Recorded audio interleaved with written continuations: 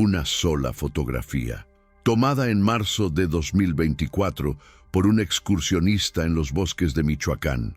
Cuando los expertos la analizaron, nadie pudo explicar lo que aparecía en el fondo, entre los árboles. Algo que no debería estar ahí. Algo que llevaba 32 años perdido. Esta es la historia de una imagen que resolvió un misterio y abrió otro aún más oscuro. El bosque de la Tzararacua, ubicado en las cercanías de Uruapan, Michoacán, es conocido por sus cascadas imponentes y sus senderos que se pierden entre pinos y oyameles centenarios. Es un lugar donde el silencio se siente espeso, interrumpido apenas por el canto de las aves y el murmullo del agua. Los lugareños lo consideran un sitio sagrado, heredero de las antiguas tradiciones purépechas que aún laten en cada piedra y cada árbol. Pero también lo consideran un lugar donde no se debe caminar solo, especialmente cuando el sol comienza a descender. Marzo de 2024 trajo consigo una primavera adelantada.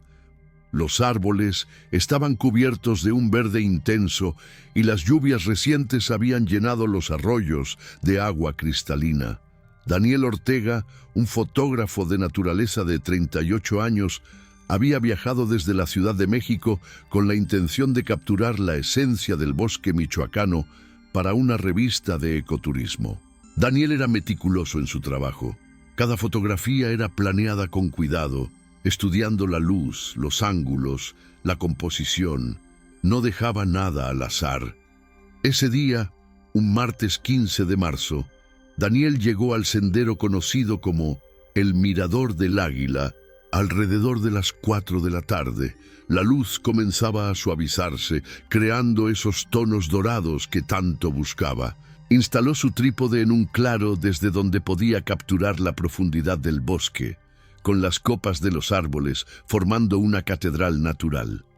Configuró su cámara, una Canon profesional con lente gran angular, y comenzó a disparar. Tomó más de 100 fotografías en diferentes ángulos y exposiciones. Cuando terminó, ya eran casi las 6 de la tarde y la luz comenzaba a desvanecerse rápidamente. Daniel empacó su equipo y regresó al pueblo de Uruapan, donde se hospedaba en un pequeño hotel familiar. Esa noche, después de cenar, subió las fotografías a su computadora portátil para hacer una primera revisión. Fue entonces cuando la vio, la imagen número 73 de la sesión.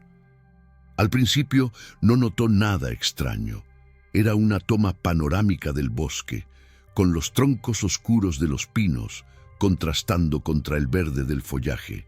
Pero cuando amplió la imagen para revisar el enfoque, su corazón dio un vuelco.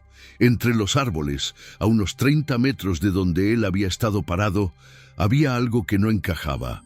Una estructura rectangular, metálica, parcialmente cubierta por vegetación y ramas caídas, pero inconfundible en su geometría artificial. Daniel amplió más la imagen. La estructura tenía ventanas, o lo que parecían ser ventanas, y algo más perturbador. En una de esas aberturas parecía haber una forma, algo que podría ser interpretado como una silueta humana. Daniel sintió un escalofrío recorrerle la espalda. Revisó las fotografías anteriores y posteriores de la misma ubicación. En ninguna otra aparecía esa estructura con tanta claridad.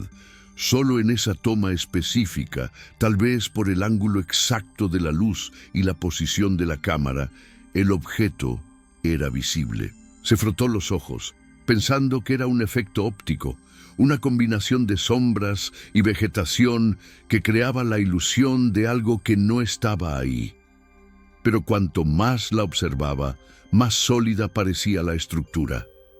No pudo dormir esa noche. A las 7 de la mañana siguiente ya estaba de regreso en el sendero con su equipo y las coordenadas GPS del lugar exacto donde había tomado la fotografía. Caminó hasta el claro, se posicionó en el mismo lugar y miró hacia donde aparecía la estructura en la imagen. Al principio no vio nada fuera de lo común. solo árboles y maleza. Pero Daniel era persistente.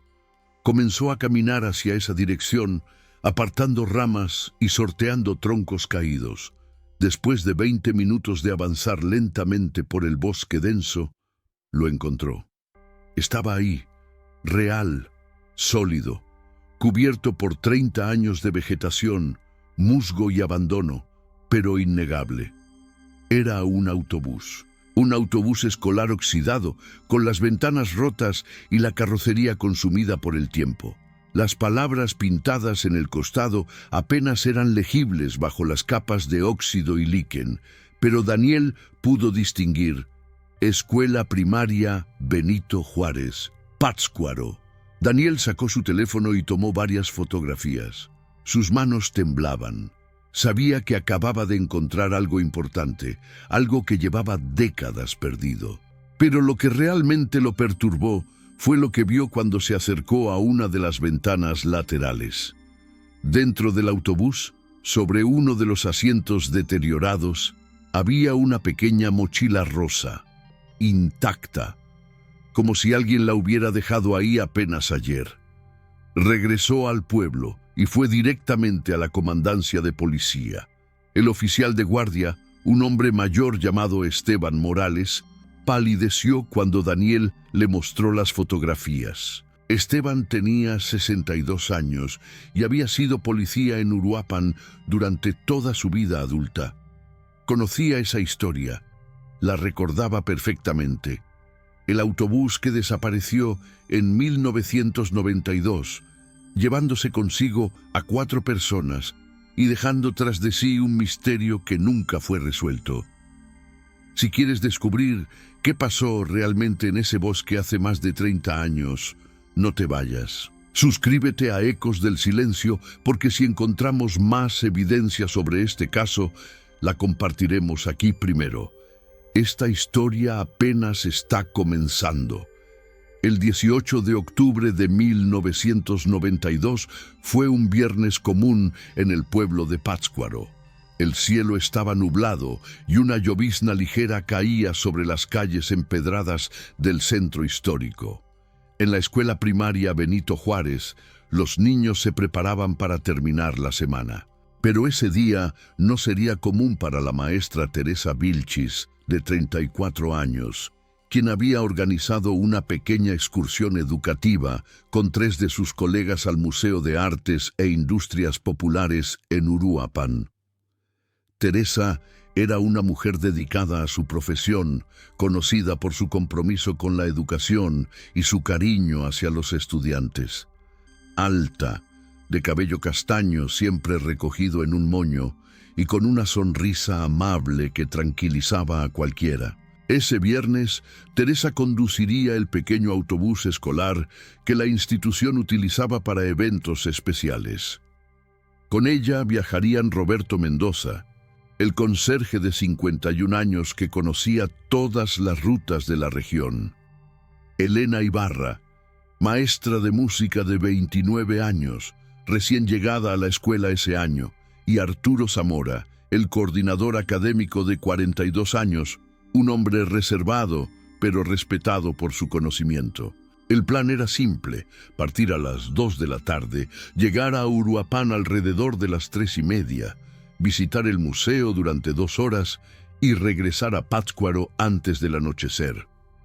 La ruta era conocida y segura, un trayecto de aproximadamente 50 kilómetros por carreteras secundarias que serpenteaban entre los bosques de pino y las pequeñas comunidades rurales. El autobús, un vehículo amarillo marca internacional del 84, había sido revisado esa misma semana y estaba en buenas condiciones según el mecánico local.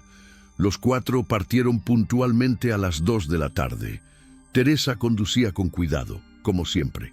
Elena iba en el asiento del copiloto hojeando un folleto sobre el museo. Roberto y Arturo conversaban en los asientos traseros sobre el próximo torneo de fútbol del pueblo. Varios vecinos los vieron partir, saludando con la mano, mientras el autobús amarillo desaparecía por la calle principal rumbo a la carretera. Llegaron a Uruapan sin contratiempos. El guardia de seguridad del museo, Gustavo Herrera, recordaría después que el grupo llegó alrededor de las 3:45 de la tarde. Estuvieron en el museo hasta las 6 de la tarde, recorriendo las salas de artesanías purépechas, tomando notas y fotografías con una cámara desechable que Elena había traído. Gustavo los vio salir comentando animadamente sobre las piezas que habían visto, especialmente sobre una exposición de máscaras ceremoniales que les había llamado mucho la atención. A las 6:10 de la tarde, Teresa encendió el autobús y emprendieron el regreso a Pátzcuaro. El cielo comenzaba a oscurecerse, pero aún había luz suficiente para conducir con seguridad. Teresa tomó la ruta habitual, la carretera estatal que bordeaba el Parque Nacional Barranca del Cupatizio. Fue la última vez que alguien los vio con vida. En la escuela Benito Juárez, la directora Margarita Solís comenzó a preocuparse cuando dieron las 8 de la noche y el autobús no había regresado. Intentó comunicarse con Teresa al teléfono celular, pero en 1992 los celulares eran escasos y la cobertura prácticamente inexistente en las zonas rurales. A las 8:30 llamó a la policía de Pátzcuaro para reportar que 4 de sus empleados no habían regresado de un viaje educativo. La búsqueda comenzó esa misma noche. Patrullas de la Policía Municipal de Pátzcuaro y Uruapan recorrieron la ruta completa entre ambas ciudades. No encontraron señales del autobús, ni huellas de derrape, ni evidencia de accidente, ni testigos que hubieran visto el vehículo amarillo. Era como si el autobús y sus 4 ocupantes se hubieran desvanecido en el aire. Los días siguientes fueron de angustia total para las familias. Miguel Vilchis, esposo de Teresa y padre de 2 niños pequeños, organizó brigadas de búsqueda con voluntarios del pueblo. Decenas de personas peinaron los caminos secundarios, los barrancos, los bosques cercanos a la ruta. La Policía Estatal de Michoacán se unió a la búsqueda, desplegando helicópteros que sobrevolaron la región durante días. Pero no había rastro del autobús. Las teorías comenzaron a proliferar. Algunos creían que habían sido víctimas de un asalto por parte de criminales que operaban en la zona. Michoacán, incluso en 1992, ya comenzaba a experimentar problemas de inseguridad relacionados con el narcotráfico. Otros pensaban que tal vez habían sufrido un accidente y caído por algún barranco profundo donde no podían ser vistos desde la carretera. Los más supersticiosos del pueblo hablaban de la Tzararacua, el espíritu protector del bosque según las leyendas purépechas, y murmuraban que el bosque había reclamado a los viajeros por alguna ofensa desconocida. La investigación oficial duró 6 meses intensos.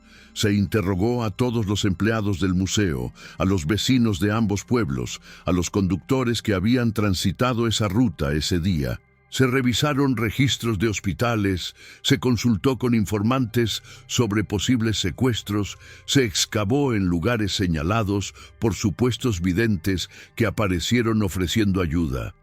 Todo fue inútil.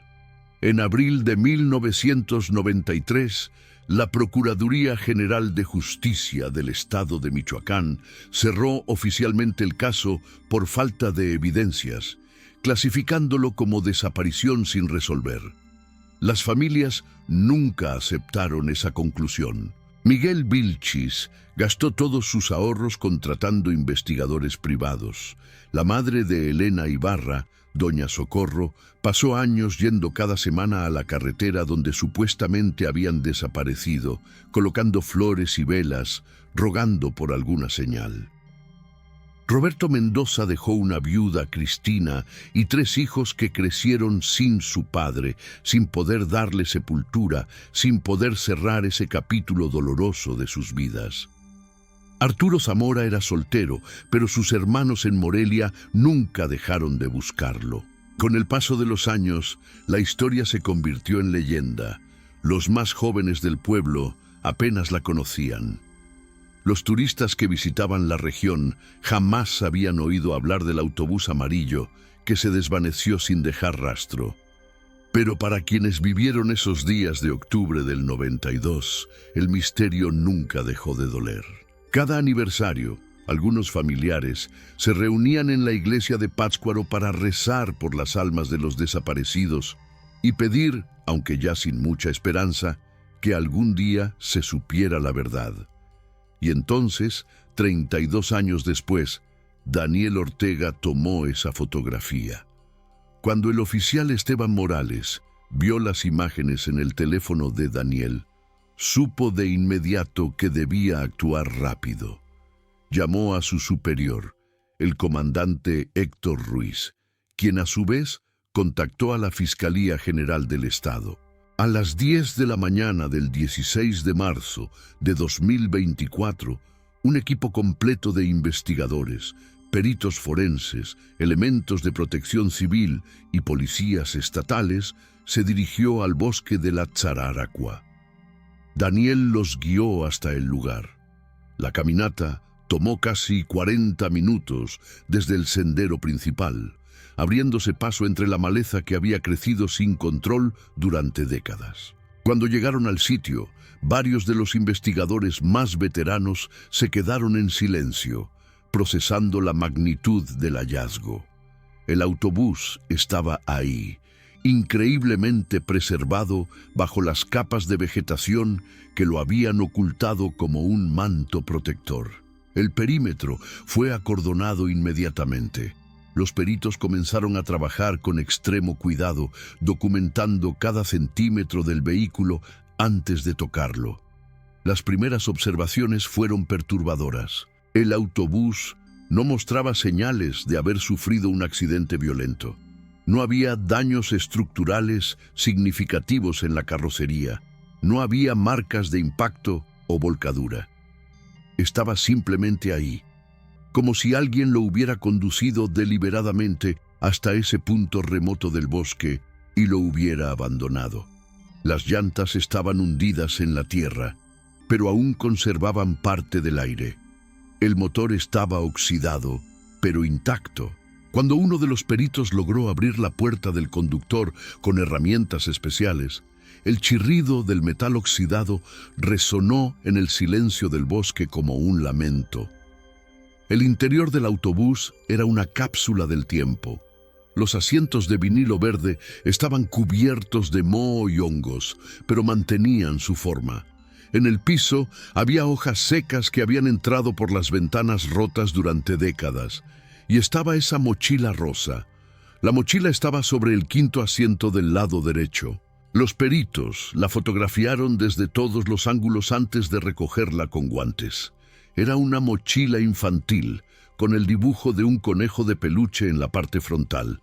Cuando la abrieron, encontraron dentro un estuche de lápices de colores, un cuaderno con páginas amarillentas por la humedad y algo que hizo que todos los presentes intercambiaran miradas inquietas.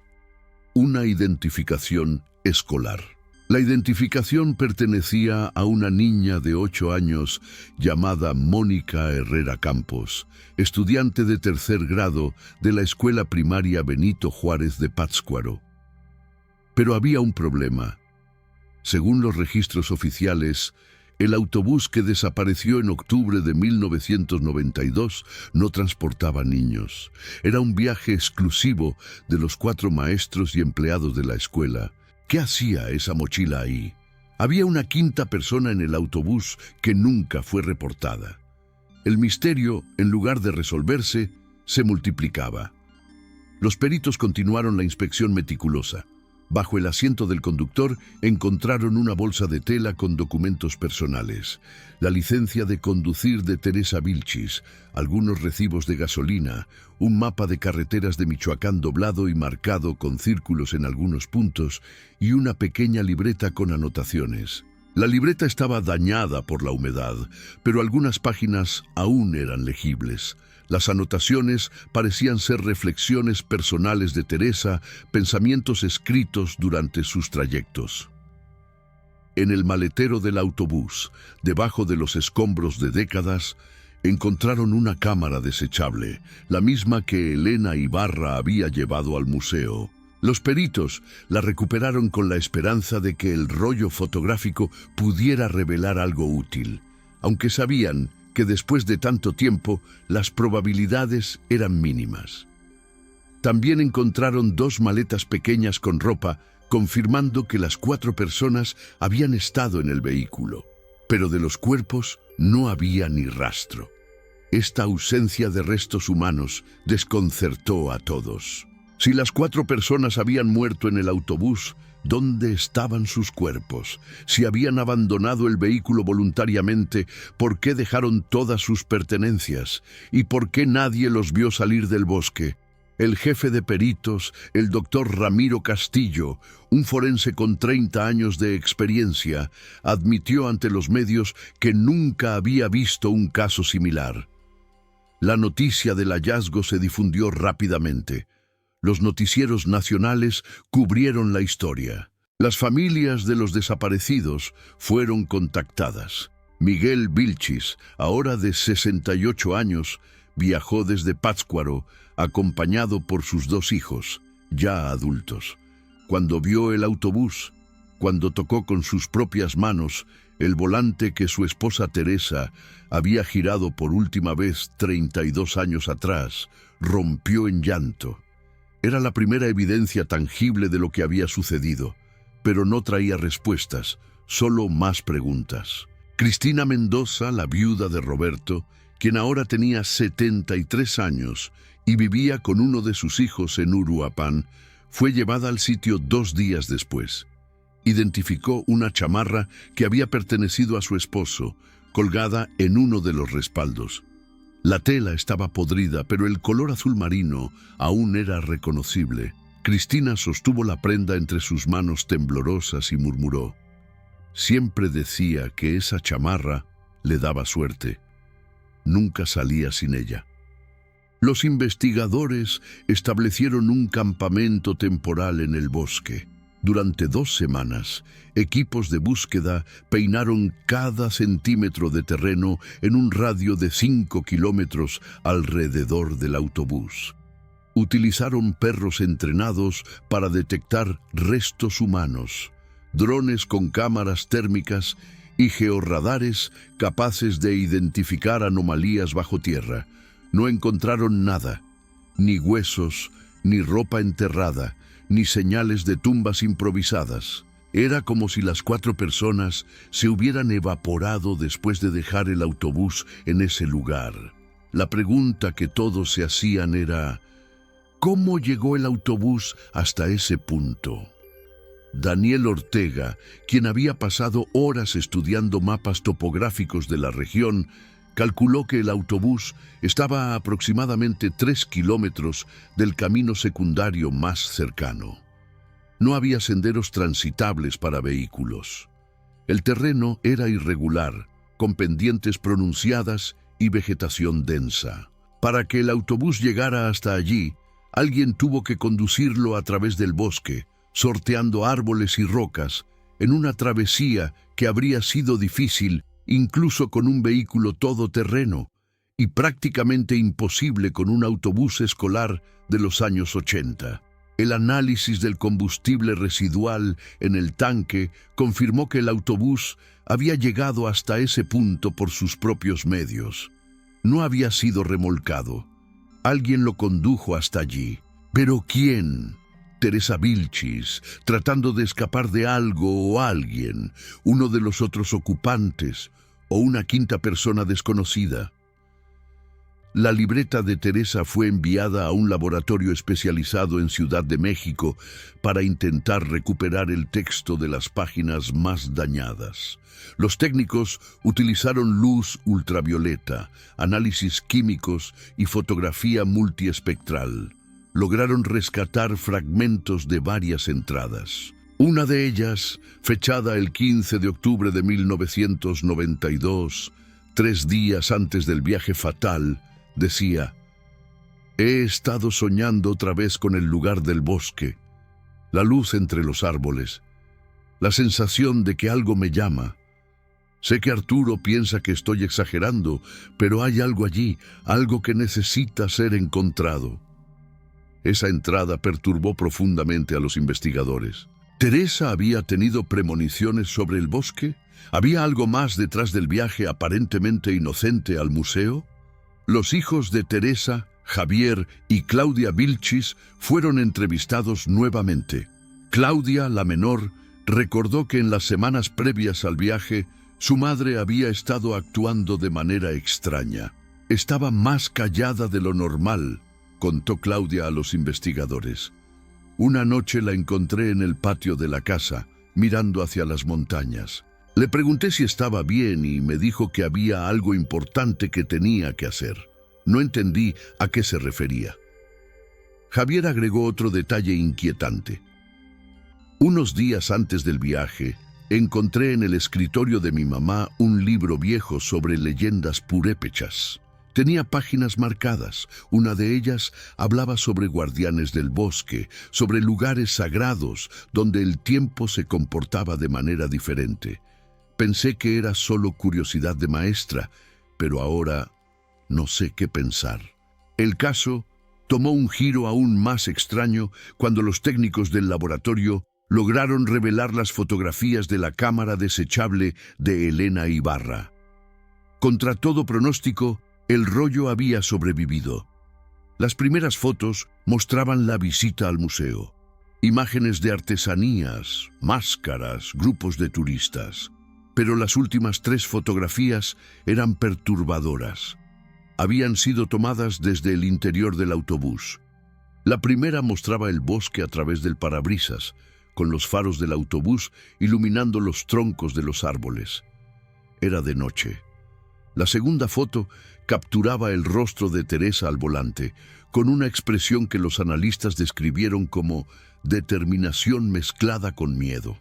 La tercera fotografía, la última del rollo, mostraba algo entre los árboles frente al autobús.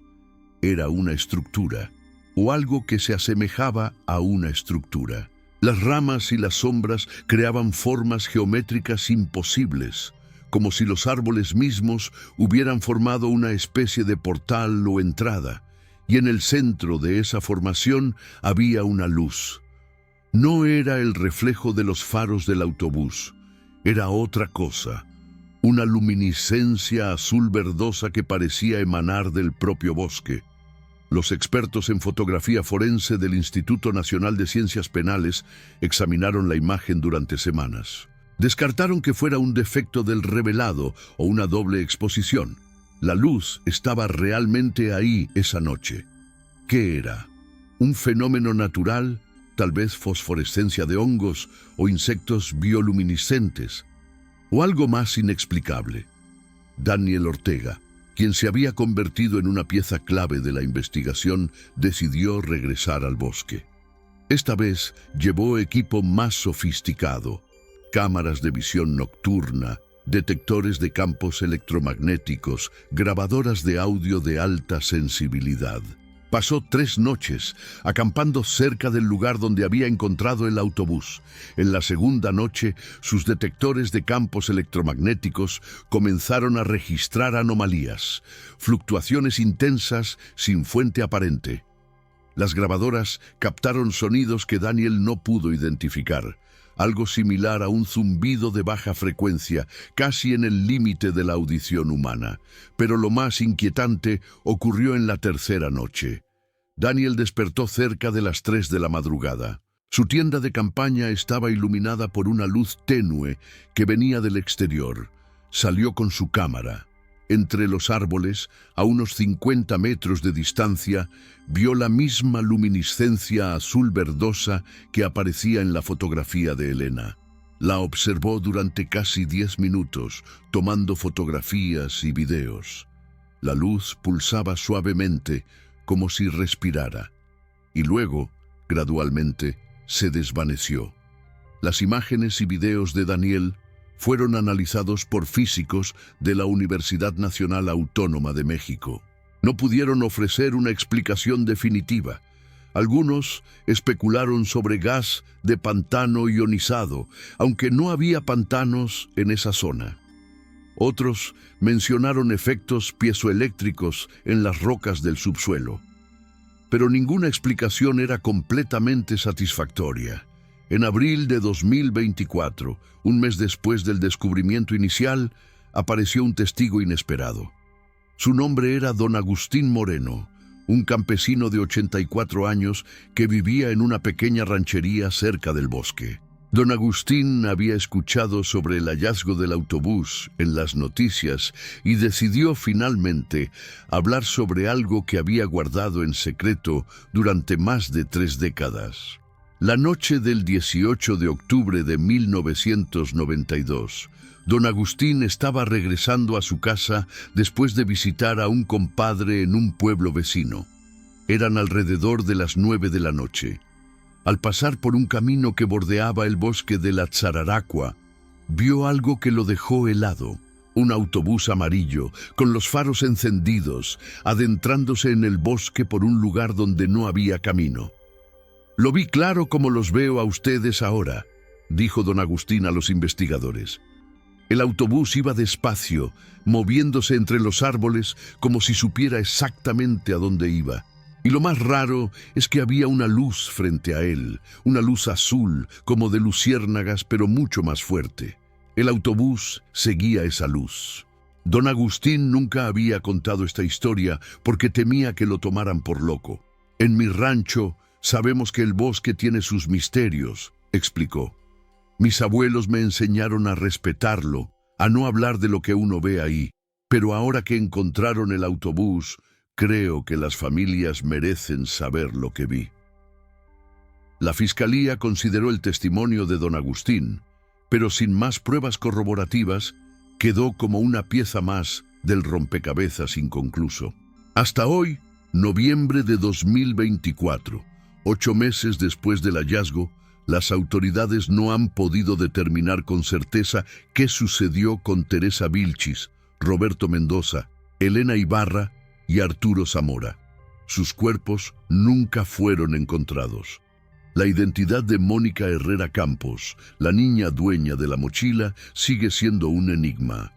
Los registros escolares de 1992 no muestran a ninguna alumna con ese nombre en la escuela Benito Juárez. Las familias han recibido al menos un cierre parcial. Saben dónde estuvo el autobús todos estos años. Saben que sus seres queridos llegaron hasta ese punto del bosque, pero no saben por qué. No saben qué los llevó allí. No saben si fue una decisión, un accidente o algo que escapa a la comprensión humana. El bosque de la Tzararacua sigue siendo visitado por turistas que buscan sus cascadas, pero ahora también atrae a curiosos que quieren ver el lugar donde el autobús fue encontrado. Las autoridades han bloqueado el acceso a esa área específica, pero algunos aún logran llegar. Y algunos de ellos reportan haber visto luces extrañas entre los árboles cuando cae la noche. Daniel Ortega dice que nunca volverá a ese bosque de noche. La experiencia lo marcó profundamente, pero también afirma que lo que capturó en su fotografía, lo que encontró después, necesitaba ser revelado. Esas familias pasaron 32 años sin saber, reflexiona. Ahora tienen algo, no todas las respuestas, pero algo. Y tal vez eso sea mejor que nada. La fotografía original de Daniel, la número 73 de su sesión del 15 de marzo, ha sido estudiada por expertos de varios países.